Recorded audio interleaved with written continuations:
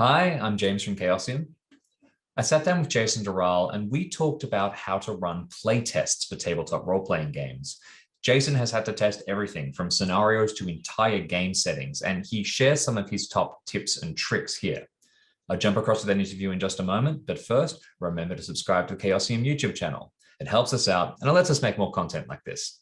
Thanks.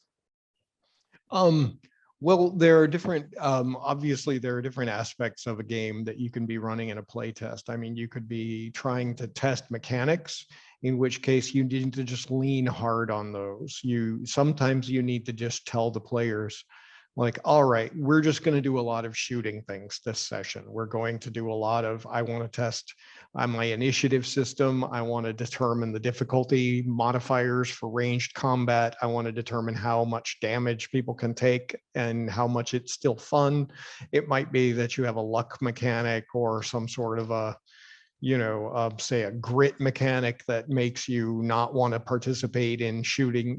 For example, there's a Western setting I've given some thought to that has a grit mechanic. That means you basically are like, it keeps non-player characters out of gunfights. If they need to roll to even feel like they're courageous enough to step into the line of gunfire versus hiding behind a wagon or a trough.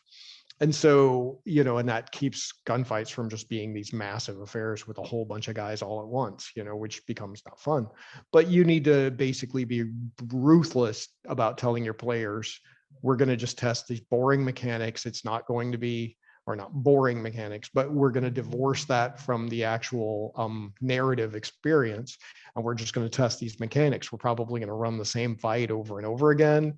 I may increase the difficulty of the foes or increase the number of people. That can happen. That can be a part of it. When you're testing setting information and the experience of being a participant in that immersive world, that can take a little longer.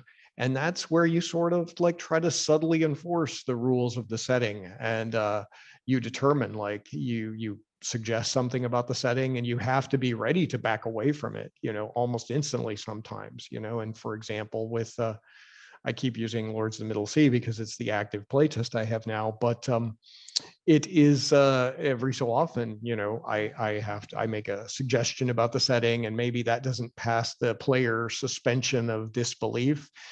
Somebody says, well, actually radar in the 1970s would have been a little better than that. I would have been able to get that information, or I would have gotten a clearer picture of that. And so I say, okay, great. Or that seems too far for a gyrocopter to have flown.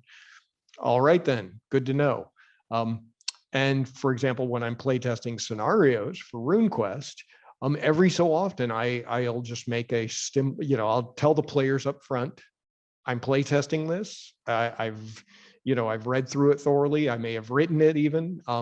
I've got notes, and there are going to be times where it's a little rough, and I've occasionally even done dramatic foreshortening. Like I was running a playtest of a scenario quite recently where I just looked at a thing and I went, oh, here's essentially 3 encounters that serve the exact same purpose and are largely repetitive. So I'm just going to, and I told the player characters, I said, you have 2 similar encounters that are very much like that. Here's the information you glean, but let's move on.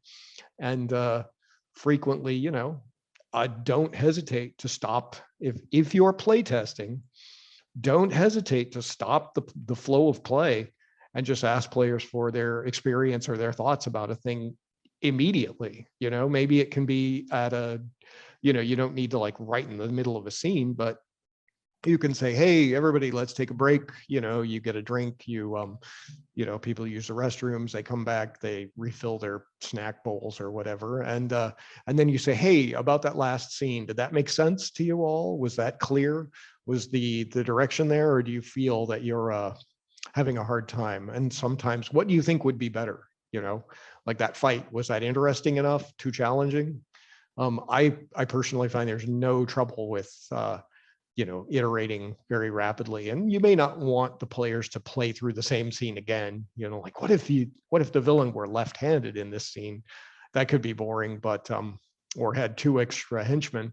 but it's good to know, like, oh, it would have been nice if I had more of a concrete goal in this setting. And like, for example, the scenario I just mentioned that I sort of shortened, there was a point where midway through I said, are you guys enjoying this? Are you having fun? And one of them was like, well, I feel like there's a certain aimlessness, and I'm not entirely sure what we're doing here. And so I said, okay, I'm going to go back. And then when we began the next session of that, I said, all right, retroactively, here's what happened. And I sort of played through a role-playing scene where they got a little more background information.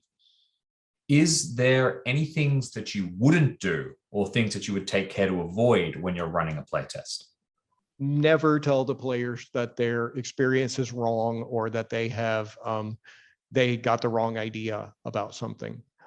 You can explain something, but ultimately, and this is something I learned from, I'll both give a compliment to I'm going to give a compliment to Mike Mason and Paul Fricker, who handled the Call of Cthulhu 7th edition playtest long ago.